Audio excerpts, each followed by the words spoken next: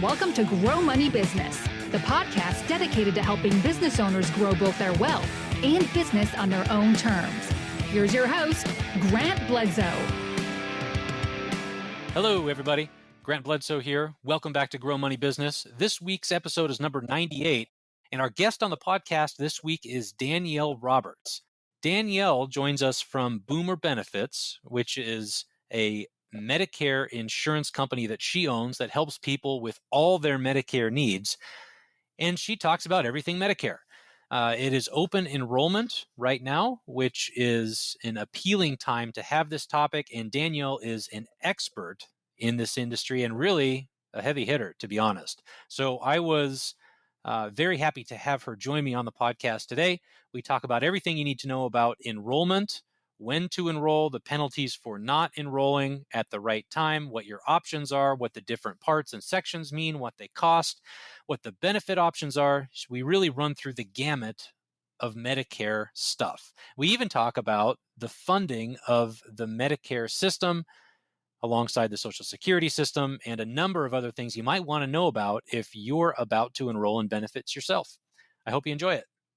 Hey, everybody. Real quick before we jump into today's episode, I have been advised by my attorneys to remind you all that none of what you might hear in today or any other episode of Grow Money Business is financial, investing, tax, legal, fitness, or even relationship advice. It's content that you're free to use and deploy on your own terms. And before you take any actions on what we might cover in the show, I really encourage you to consult with your accountant, attorney, or financial planner. If you don't have a financial planner and think that you might need one, be sure to check out threeoakswealth.com to learn more about my firm's planning, advice, and investment services. Danielle Roberts, welcome to the podcast. Thanks for joining me. Of course. Thanks for having me. So in the past, when we've had guests on the show, I have taken like 2 to 5 minutes to monologue about how great these guests are and given their whole bio.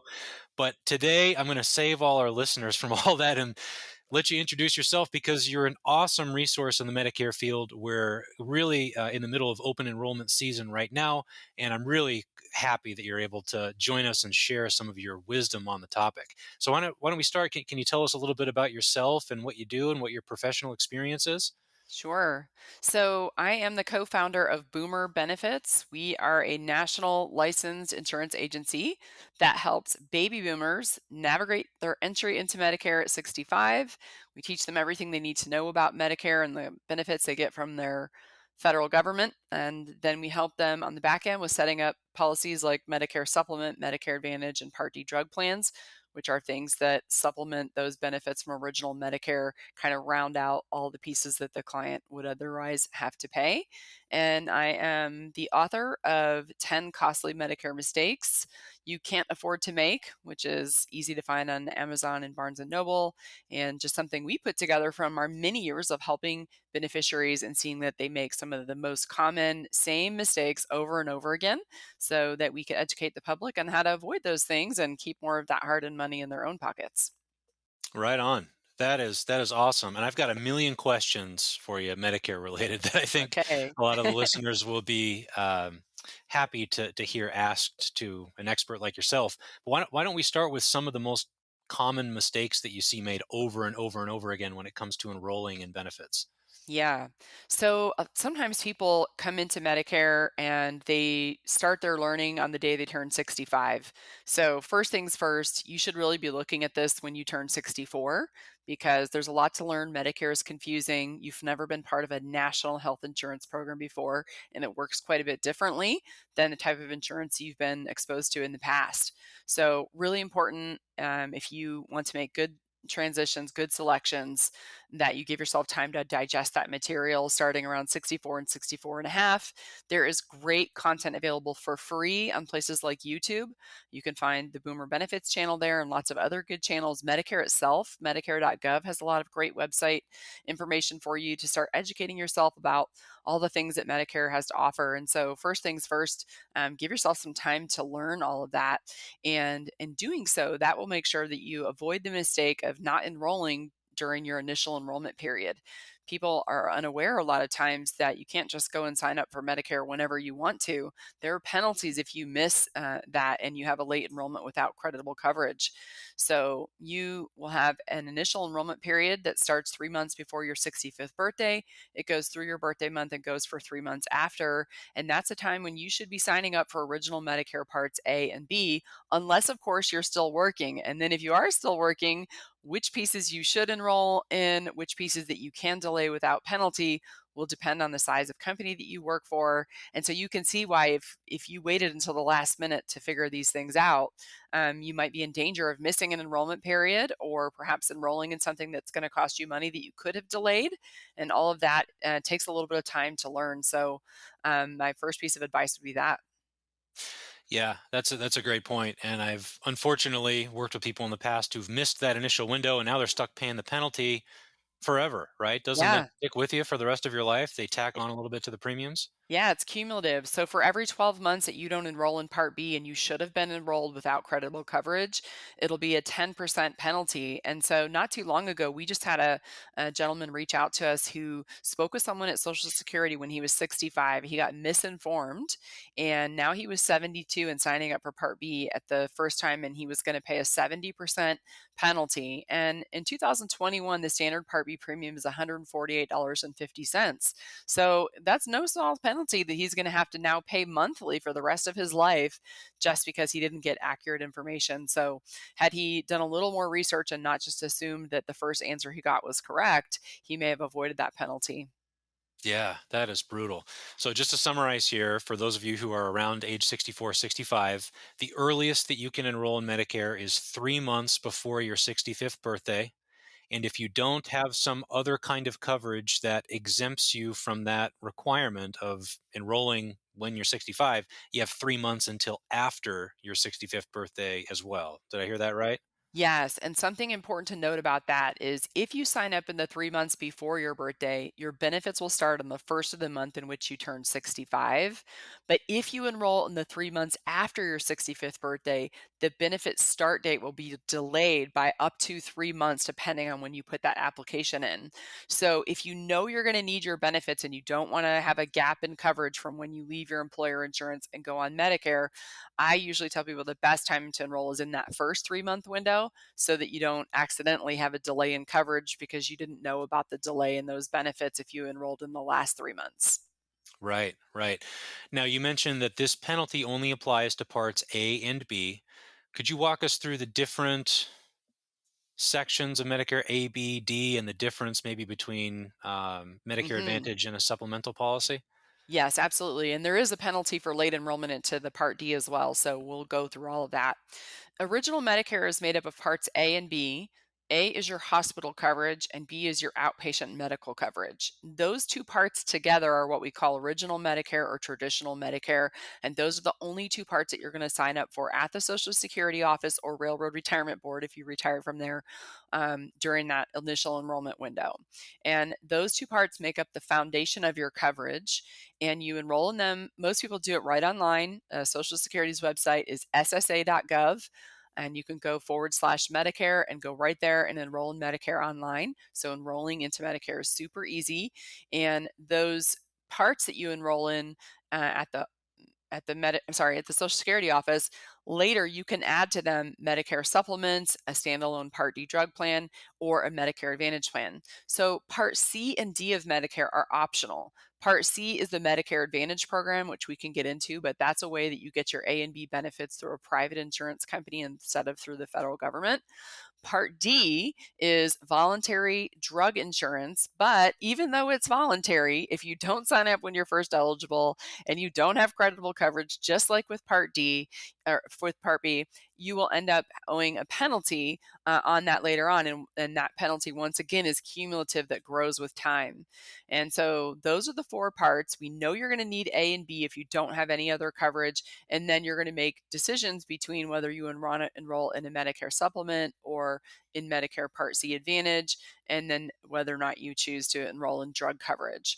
You would enroll in those voluntary pieces through an insurance company. So let's say that you're turning turning 65 and you're enrolling into Original Medicare, and you decide that you want to do a Medicare Advantage plan, to enroll in that plan, you won't do that through Medicare or Social Security. Most of the time, you'll do that by finding a private insurance company that offers a plan that's a good match for you and then enrolling with that insurance company.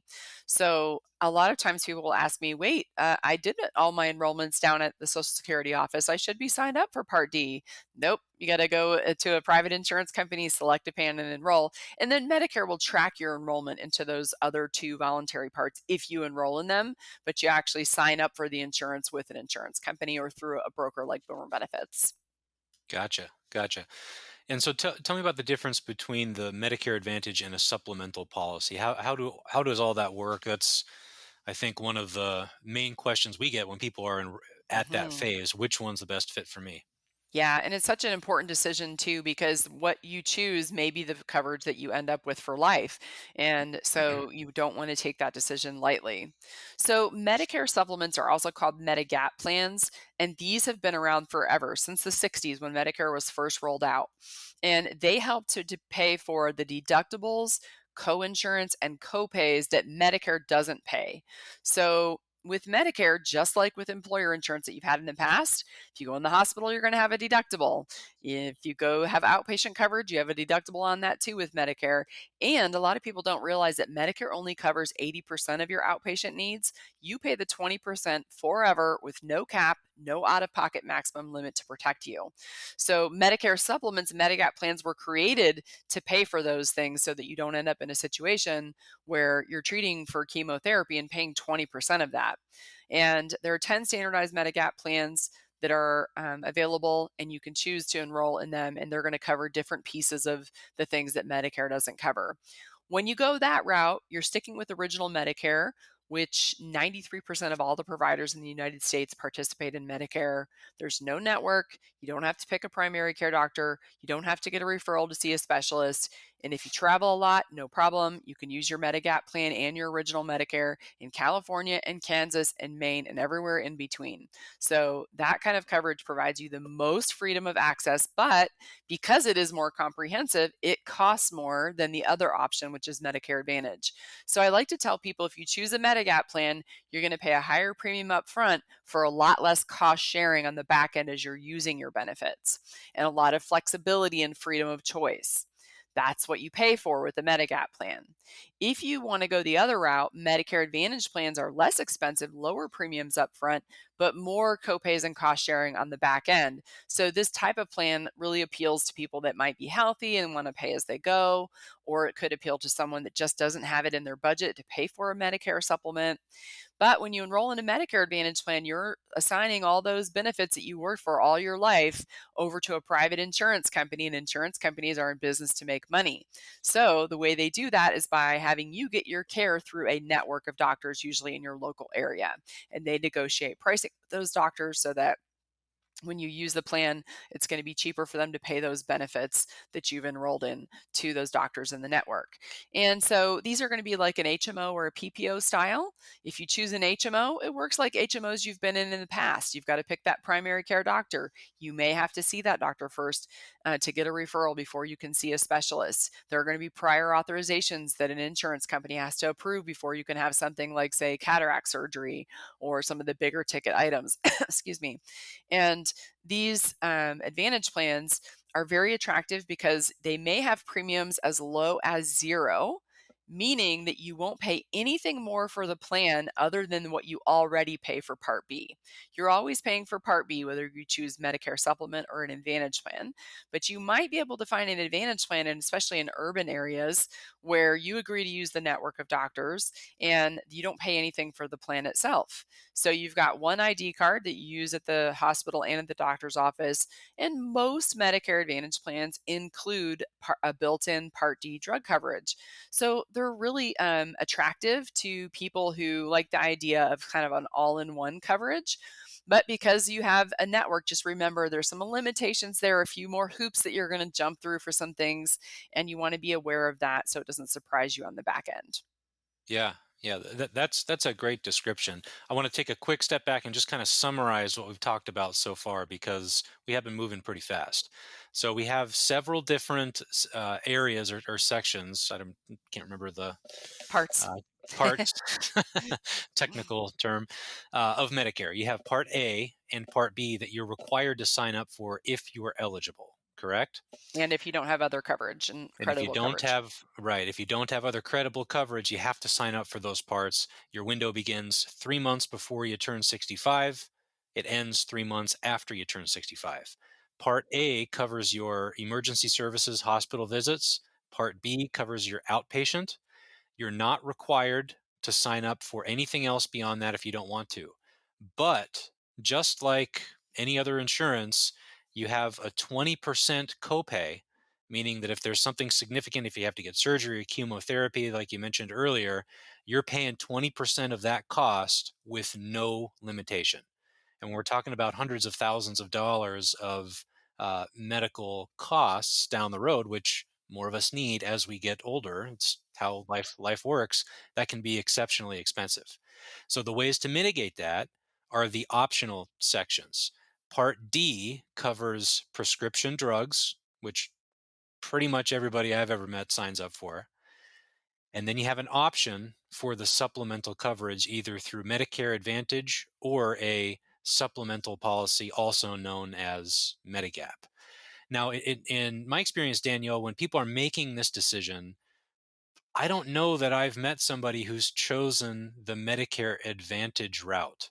For most people, it seems like the supplemental policy, one of those, how many are there? 10 or 12 prescribed? 10 standardize. 10 standardized supplemental plans with varying amounts of coverage, covering different things in different amounts. Pretty much everybody I've ever met has gone through the supplemental or gone to the supplemental option. So Hmm. who is that true of the national demographics? Who might be a good fit just for the Medicare Advantage that's less Yeah, costly? I love this question. And something I find is that a lot of times financial advisors or financial planners, they are working with clients that have put money put away, right? They've anticipated retirement, they've saved money, they're ready. And so we often find that those people, a lot of their clients are people who have the extra money to spend and buy the most comprehensive coverage and sign up for a Medicare supplement. But in actuality, about 34% of all beneficiaries choose Medicare Advantage plans, and that's for a number of reasons. One is price. Everybody loves a plan that is zero premium or $20 premium. They're a lot less expensive. And also, Advantage plans have the option to build in ancillary benefits. So you will find them that have things in them that original Medicare doesn't, namely dental, vision, and hearing insurance. Now, we have seen in recent years that a lot of these carriers have really beefed up those dental and vision benefits. But when you look at the fine print, you want to make sure that you understand, is what's being included a really robust thing, or is it just that they're going to give you a $100 credit for your glasses once every 2 years? So when you're comparing plans, just know that each plan out there, although it does have to meet some standard minimum guidelines, the plans will vary on how rich those extra benefits are that they throw in. And often those benefits will be offered through networks as well. So you're working with a network. And those kind of things can be really attractive to people. So we do see people choose them when they are very healthy and they don't like the idea of spending, say, $150 a month on a Medicare supplement, then when they don't anticipate a lot of medical care because they've always been so healthy. We see a lot of those people opt for Medicare Advantage. And then, of course, there's people that opt for Medicare Advantage when there's just not enough money to pull together for a Medigap premium. Those Advantage plans, if you have a tight budget, can be very attractive to people as well. And I think we'll continue to see that trend toward the Medicare Advantage because those insurance companies do so much marketing. You see these commercials on TV where Joe Namath or some other sports star is telling you all about this amazing plan. And you want to be careful with those because a lot of times they will the benefits sound really great, but if you actually call in, the first thing they will ask you is, do you have Medicare and Medicaid? Okay, yes, then you do qualify for this plan where everything is zero and you get a pink Cadillac and everything else with it, right? They want to just get you on the phone. And then when you call in and you're not someone that's on Medicaid, which is health insurance for people with lower incomes, then you'll find out they'll talk to you about a different plan that doesn't have quite as many bells and whistles built in. So it's really important not to fall for gimmicks like that, calling and enrolling because of something you see on TV. You really want to sit down and look at your options. And there's some great tools to do that. Anyone on Medicare can sign up for mymedicare.gov. This will help you because it gives you a lot of basic information, but also you can track claims and everything on the back end. And within mymedicare.gov, there is a plan finder tool where you can compare Medicare Advantage plans and Part D plans in your local area. And so you could look through them to see what looks good. And then when you do sit down and get ready to enroll in one of those plans, you're going to have some questions. That's where working with an agent who specializes in these plans is a good idea. They can walk you through some of the things you may not have thought of, such as you take this $600 diabetes medication. Are you enrolling in a plan that has that drug on the formulary? You want to check that up front before you select and enroll in insurance. Are you enrolling in a plan that your doctor participates in, that your favorite hospital is in? Those are all bits of research that you need to do before just signing up for a plan that sounds great on TV. So one of the things I would recommend is sitting down and looking at those differences in the coverage available to you in your local area with an expert and making sure that you really put some thought into that choice. Yeah, that's a great point. And I would add that there are tools out there where you can punch in the prescription drugs that you're taking and the doctor that you like to see, and they'll Yep. compile the data for you and advise a plan at several different price points. That's a Hmm. pretty convenient tool. So let's fast forward here. Let's say that you're 6 months shy of your 65th birthday. You've done a little bit of research. You're pretty confident in what you're going to sign up for. Let's fast forward 12 months to open enrollment after that first year. What Hmm. can you change in subsequent years and what can't you change? Okay. So in the fall, this annual election period that we hear about every year, that is for changing or enrolling in, changing or disenrolling from either a Medicare Advantage plan or a Part D drug plan. So when you first turn 65, you're going to have some choices and you're going to go one of two routes with your Medicare. You're going to go either with Medicare Supplement Medigap plan or you're going to go with a Medicare Advantage plan. You need to know that enrolling in a Medigap plan and getting the coverage is not guaranteed except for an open enrollment window that starts with your Part B effective date. So let's say you enroll in Medicare during your initial enrollment period and your coverage starts on June 1st. You will have 6 months from June 1st to enroll in any Medicare supplement Medigap plan in your area with no health questions asked. You can sign up even if you're very sick and getting tons of treatment.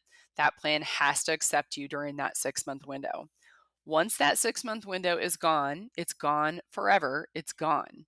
And then after that point, to enroll in a Medigap plan in most states, you will choose a plan and answer a whole page of health questions. And they're looking for you to be able to answer no to most of those questions. They're going to pull your medical history. They have access to script checks that will tell them every prescription you filled at a local pharmacy in the last X many years. And the underwriter can decide whether to accept you or decline you. So if you like the idea of the more comprehensive coverage, the Medicare supplement that we talked about with higher premiums up front, but a lot less cost sharing and peace of mind on the back end, the great time to sign up for that is during that one time 6 month open enrollment window that starts with your Part B effective date. Now, let's say you didn't do that and you enrolled in a Medicare Advantage plan during your initial enrollment window. So sign up for Medicare and then enroll in an Advantage plan. If you enroll in an Advantage plan right out of the gate like that, you have 12 months to decide if you like that Medicare Advantage coverage. And if you don't at any point during that 12-month window, you can leave the Advantage plan, return to original Medicare, and pick up a Medigap plan with no health questions asked. But if you go past that 12 months and somewhere down the road, now you develop a serious health condition and you're paying all sorts of copays to see specialists. You spend a few nights in the hospital, and maybe your Advantage plan charges $300 a night while you're in the hospital. Maybe you have cancer and your chemo or radiation treatment is 20%.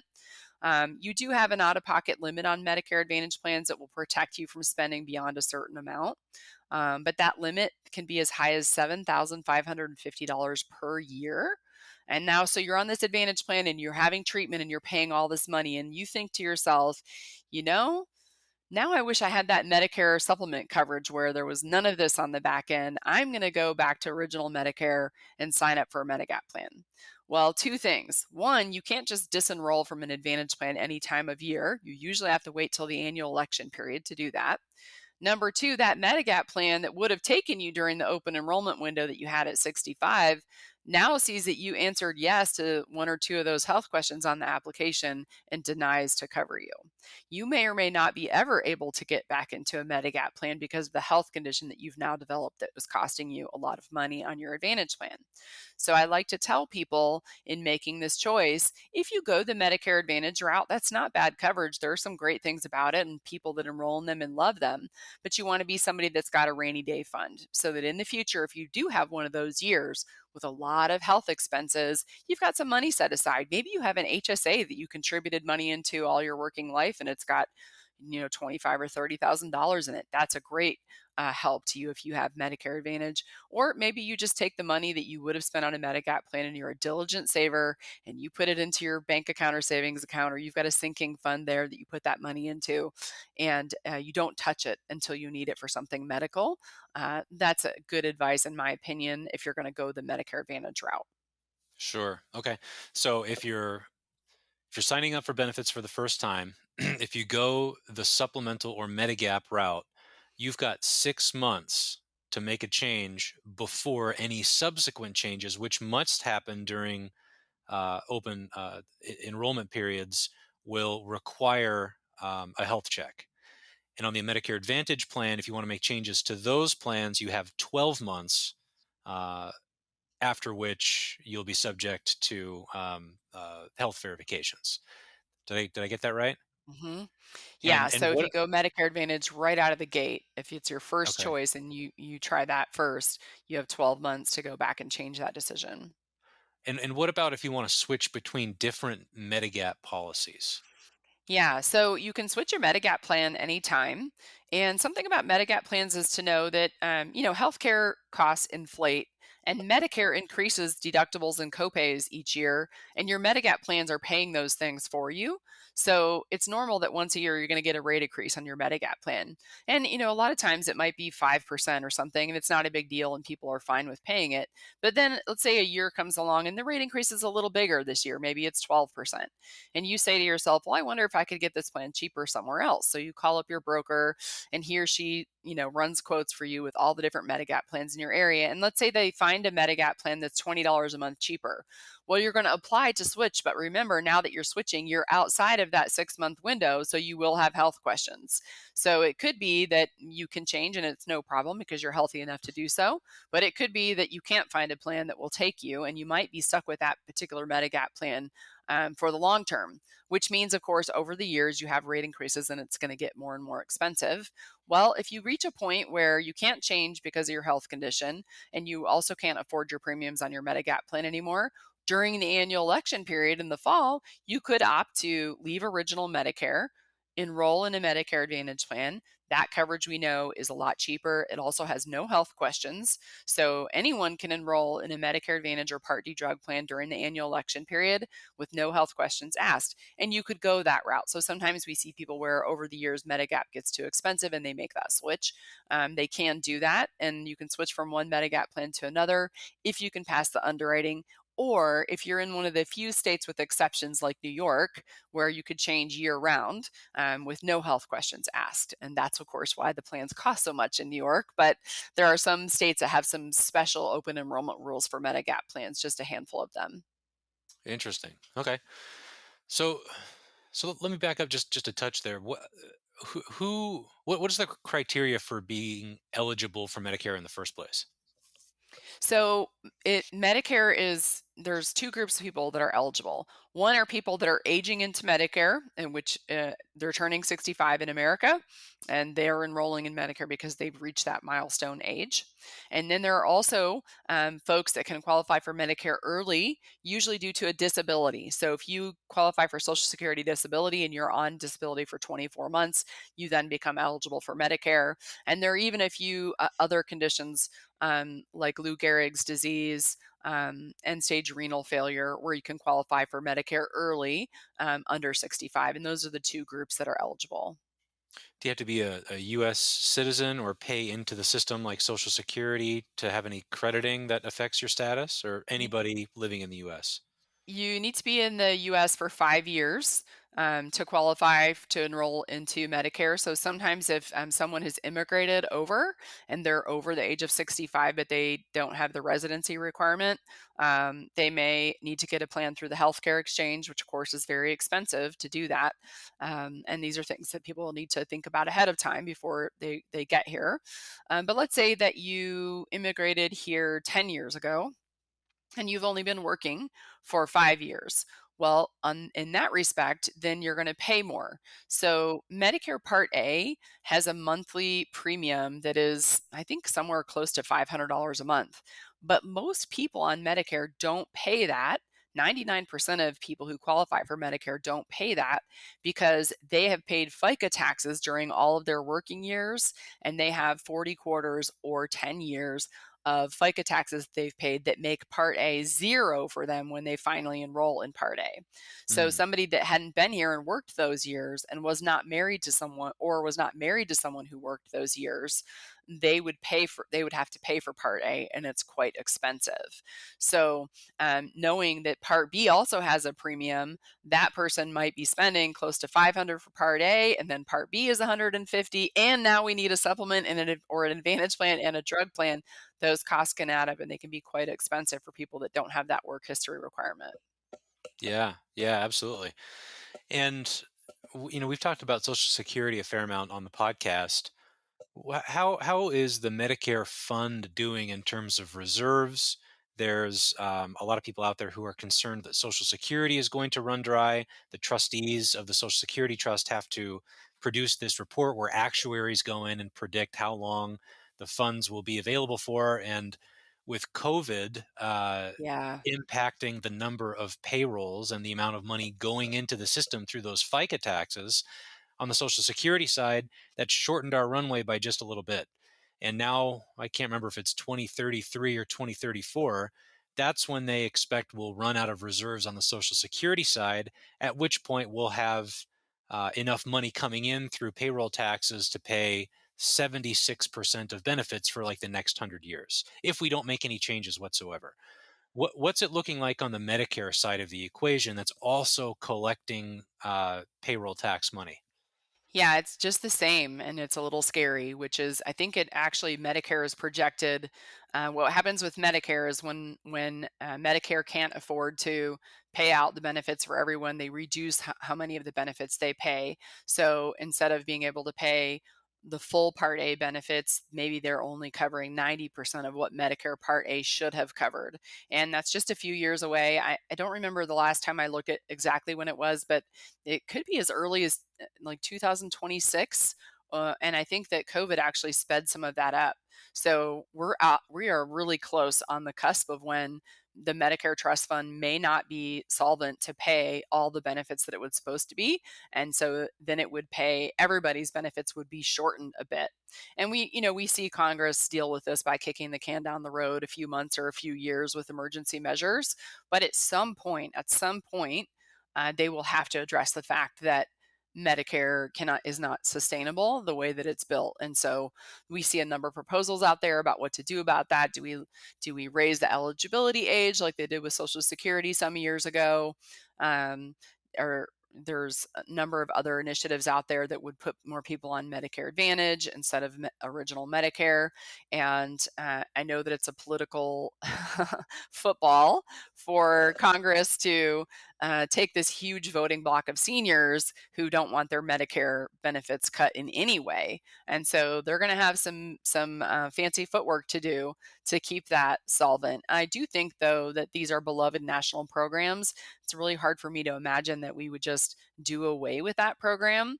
It's more likely that over the years there'll continue to be pushes for national care or single payer or paying into Medicare people that are younger to help fund the people on it that are older. So we'll see. Yeah, it's an interesting thing I've been following too, because the math on it is really simple. There are only a couple of levers that you can pull. You can, raise the amount of tax that you're assessing through FICA. You can push out the retirement age by a couple years, which reduces the number of people going into the system. You can change the amount of benefits, and the equation is the same for Medicare and Social Security, by the way. You can do something different with the assets in the trust.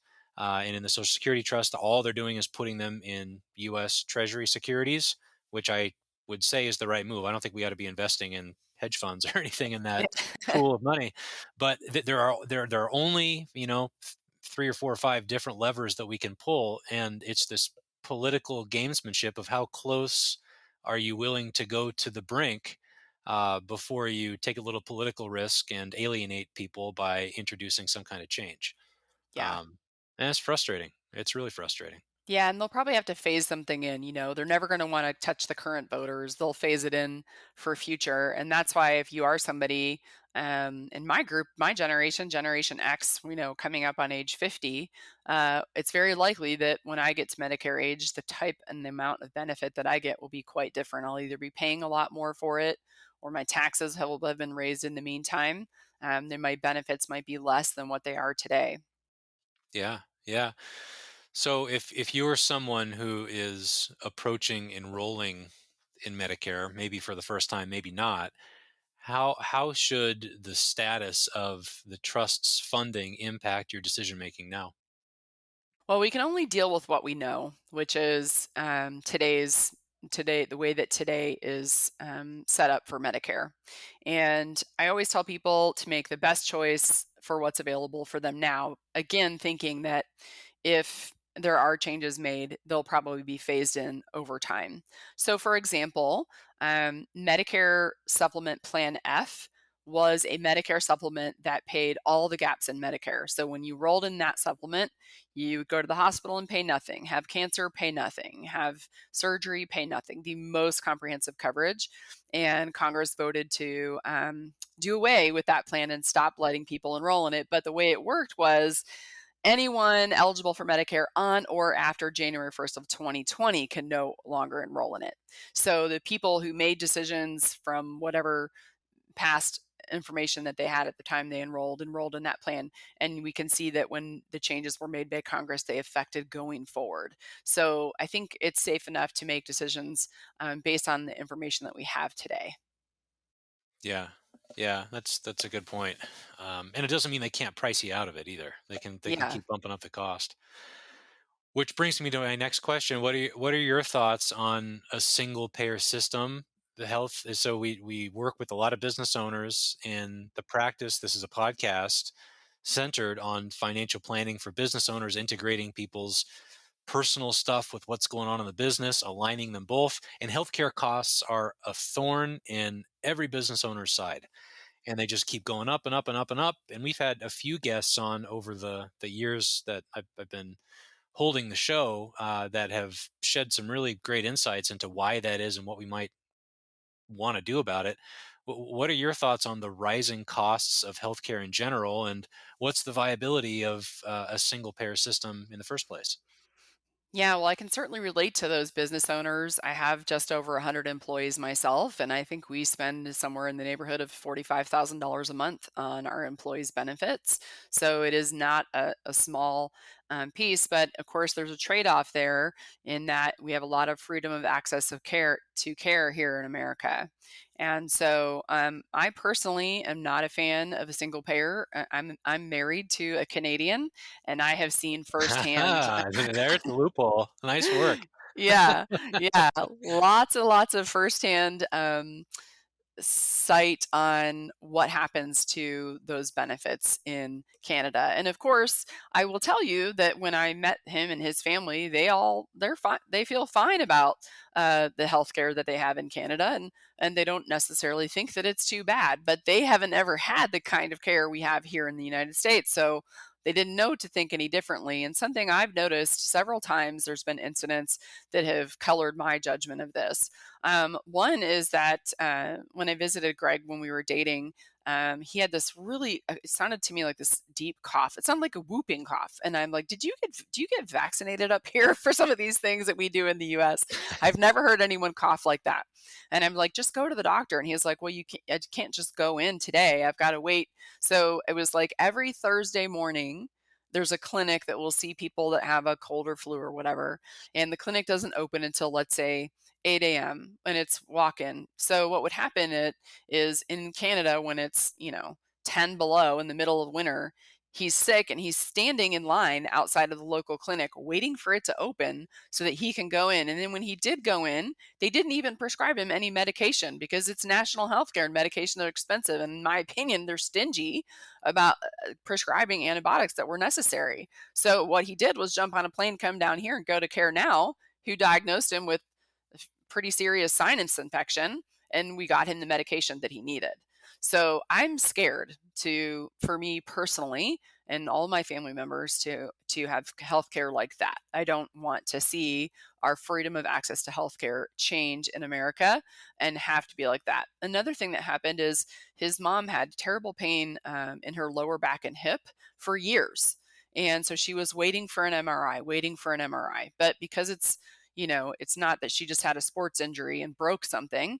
She's on this waiting list to have this. So finally, she decides to go and pay for an MRI herself. And I think she did that down here in like Montana. I'd have to double check with his family, but somehow they finally had this. And there's a tumor on her spine.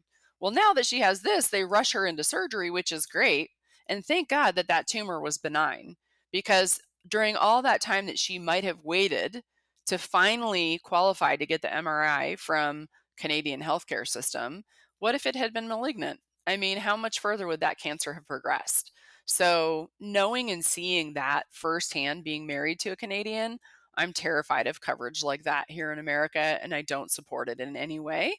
But I know that there are a lot of people out there that disagree with me, and we don't all know what the right answer is. And this also will be something I think that is going to continue to be at the forefront of every election going forward. It's a big, big national debate. Yeah, yeah, absolutely is. And the I don't know if it's you know far more about this than I do, but the middle ground would be that you don't have to have a single payer system where every single citizen gets their health coverage from a government backed system. You could have Medicare for all, which enables younger people to access a government sponsored system, but also allows you to pay up for better coverage if you want it. And from my perspective, looking at the financial side of the way that we obtain medical care and pharmaceuticals, and the way that pharmaceutical companies are for profit corporations who have fiduciary responsibilities to drive earnings and profits for shareholders, which I totally appreciate and get. It just seems to me that if we're producing some kind of drug that costs all sorts of money to learn about and create and produce and get approved, and that's the reason that we have intellectual exclusive rights over that for a period of time. Therefore, the pharmaceutical company is trying to charge as much as it can to make hay while the sun shines before that drug becomes generic, for the purpose of producing and I'm as big a capitalist as it gets almost.